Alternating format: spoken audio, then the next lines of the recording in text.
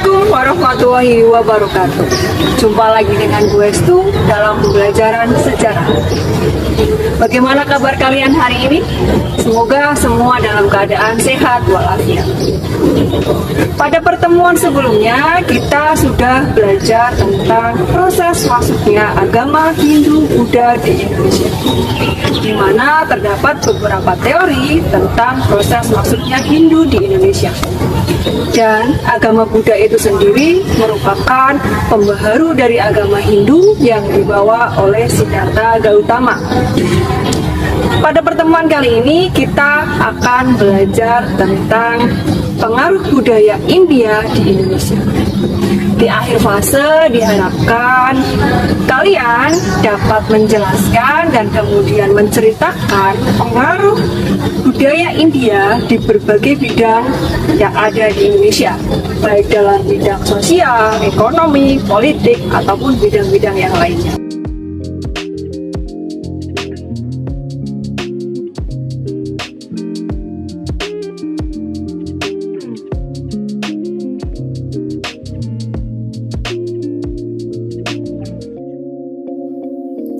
Sebelum kita memasuki materi, apa yang kalian ketahui tentang gambar ini?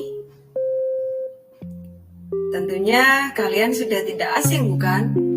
Yaps, ini adalah Nyepi yang merupakan hari suci umat Hindu, di mana dirayakan setiap tahun baru Saka. Di Bali, perayaan Nyepi punya sejarah yang berakar dari India. Dari gambar tadi, tentunya kalian bisa menganalisis apa saja sih pengaruh masuknya India di Indonesia selain kepercayaan. Pengaruh kebudayaan India terhadap budaya asli Indonesia selain bidang kepercayaan, antara lain ada dalam bidang politik, bidang sosial budaya, bidang seni, bahasa, aksara dan sastra, pendidikan, arsitektur, dan astronomi. Mari kita bahas satu persatu pengaruh budaya India di Indonesia. Yang pertama adalah bidang kepercayaan. Lokal jenius yang dimiliki Nusantara sebelum pengaruh kebudayaan Hindu-Buddha adalah masyarakat animisme dan dinamisme, yaitu kepercayaan pada roh atau arwah nenek moyang dan terhadap benda-benda. Nah, setelah datangnya pengaruh Hindu-Buddha, animisme dan dinamisme tidak ditinggalkan begitu saja, namun berbaur dalam ajaran baru yaitu Hindu-Buddha, atau di dalamnya terjadi yang namanya akulturasi. Sebagai contoh, dalam upacara keagamaan atau pemujaan terhadap para dewa-dewi di candi, terlihat adanya unsur pemujaan terhadap roh nenek moyang. Hal ini ditunjukkan dengan adanya pripih di dalam bangunan candi. Pripih itu apa sih? Pripih adalah tempat benda-benda lambang jasmaniah raja yang dibangun candi tersebut disimpan. Keberadaan pripih mengindikasikan bahwa candi dianggap sebagai makam atau tempat berdiamnya roh raja yang telah meninggal. Hal ini memiliki kemiripan dengan fungsi bangunan menhir, dolmen, dan punden berundak-undak pada zaman megalitikum. Pengaruh selanjutnya adalah dalam bidang politik. Lokal jenius yang dimiliki Nusantara sebelum pengaruh kebudayaan Hindu-Buddha adalah masyarakat Nusantara dalam cakupan wilayah tertentu itu memiliki kepala suku, di mana kepala suku dipilih berdasarkan kekuatan dan kelebihannya, atau istilah lainnya adalah konsep primus inter pares. Setelah datangnya pengaruh kebudayaan Hindu-Buddha, masyarakat Nusantara mulai mengenal kerajaan dengan raja sebagai pemimpinnya. Di bidang politik ini muncul konsep istilah dewa raja.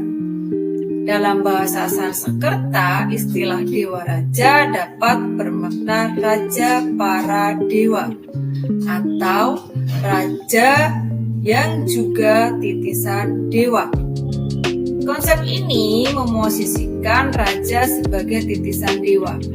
Para ahli menganggap konsep Dewa Raja sebagai hasil proses akulturasi, yaitu perpaduan antara ajaran Hindu dan pemujaan nenek moyang yang sudah lama dianut oleh penduduk Indonesia. Bidang bahasa, sastra, dan aksara. Masuknya bangsa India ke budaya Hindu ke Nusantara sejak abad ke-1 Masehi mengantarkan masyarakat Nusantara ke budaya tulis atau masa aksara. Masa ketika mereka mengenal dan mempraktikkan tradisi tulisan. Budaya tulis itu menggunakan bahasa Sanskerta dengan huruf Pallawa, yaitu sejenis tulisan yang ditemukan juga di wilayah India bagian selatan. Dalam perkembangannya, huruf Pallawa menjadi dasar dari huruf-huruf lain di Indonesia, seperti huruf Kawi, Jawa kuno, Bali, Lampung, Batak, dan Bugis Makassar. Sedangkan bahasa Sanskerta tidak berkembang seperti huruf Pallawa, sebab bahasa Sanskerta digunakan hanya di lingkungan terbatas, yaitu di lingkungan istana dan oleh para Brahmana dalam upacara keagamaan. Selain itu, dalam sastra berkembang berbagai kitab. Salah satunya adalah Negara Kertagama karya Empu Prapanca, dan kemudian ada juga Sutasoma karya Empu Tatular. Merupakan kitab yang banyak dipengaruhi oleh karya Ramayana dan Mahabharata. Dalam kitab Negara Kertagama, kita banyak mengetahui tentang kehidupan masyarakat pada zaman Majapahit dan silsilah dari para leluhur raja. Bidang sosial. Pada zaman praaksara, manusia yang hidupnya telah menetap juga sudah terbagi dalam suatu tatanan strata sosial dari pemuka masyarakat, kepala suku, dan rakyat biasa. Dalam kehidupan sosial, pengaruh kebudayaan Hindu yang nyata adalah dikenalnya sistem pelapisan sosial dalam masyarakat yang disebut dengan sistem kasta, yang terdiri dari kasta Brahmana, Ksatria, Waisya, dan Sudra. Meski demikian, sistem kasta yang berlaku di Indonesia tidak seketat di negeri asalnya loh, di India. Adapun dalam agama Buddha, itu tidak mengenal kasta, tetapi ada golongan biksu dan biksuni. Selanjutnya dalam bidang seni bangunan. Sebelum masuknya pengaruh Hindu-Buddha, bangsa Indonesia telah mengenal seni bangunan dalam bentuk bangunan-bangunan besar dari masa megalitikum loh, yaitu bangunan yang terkait erat dengan kegiatan pemujaan dan penghormatan kepada nenek moyang. Sebagai contoh adalah situs punden berundak megalitikum Gunung Padang di Sukabumi, Jawa Barat, yang merupakan salah satu peninggalan kebudayaan batu besar di Nusantara. Pada masa Hindu-Buddha, kita mengenal konsep candi. Bangunan candi dimaksudkan untuk menghormati raja yang sudah meninggal. Mirip dengan dolmen, menhir, dan punden berundak-undak, candi adalah monumen tempat pendarmaan bagi raja yang sudah meninggal. Hal ini sesuai dengan asal kata candi itu sendiri, yang berasal dari kata candika, yaitu nama salah satu perwujudan Dewi Kematian, yaitu Dewi Durga. Masyarakat yang beragama Buddha juga mendirikan bangunan candi dengan fungsi yang mirip. Stupa pada candi bercorak Buddha awalnya berfungsi sebagai pripih. Selain itu, sebagai tempat menyimpan abu jenazah Buddha Gautama atau barang-barang berharga milik raja yang telah meninggal.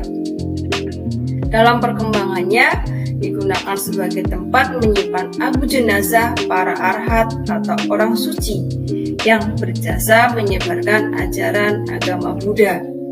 Dari segi arsitektur, bangunannya salah satu candi yang bercorak Buddha yaitu Candi Borobudur sangat mirip dengan punden berpundak tempat pemujaan zaman Megalitikum. Selain itu juga ada Candi Cetho di Karanganyar, Jawa Tengah yang merupakan peninggalan Majapahit yang bercorak Hindu. Bidang pendidikan. Kedatangan para pendeta Buddha, pedagang di Nusantara memberikan pendidikan agama Hindu-Buddha di masyarakat pribumi. Mereka kemudian mendirikan pasraman. Para pelajar kemudian menyebar hingga ke India untuk memperdalam agama Hindu-Buddha. Sekembalinya dari India, mereka menyebarkan agama Hindu-Buddha di Indonesia. Yang terakhir adalah bidang astronomi. Pengaruh pada sistem kalender dalam agama Hindu dikenal sistem tahun Saka yang dimulai tahun 78 Masehi. Di Indonesia, terutama di Jawa dan Bali, tahun Saka sudah ditambahi dengan cara penanggalan lokal. Selain itu juga ditemukan Candra Sengkala, yaitu angka tahun yang disimbolkan dengan kata-kata, gambar, dan benda. Bagaimana anak-anak? Sudah paham kan? Jika kurang paham, putar ulang materi pada video ini ya.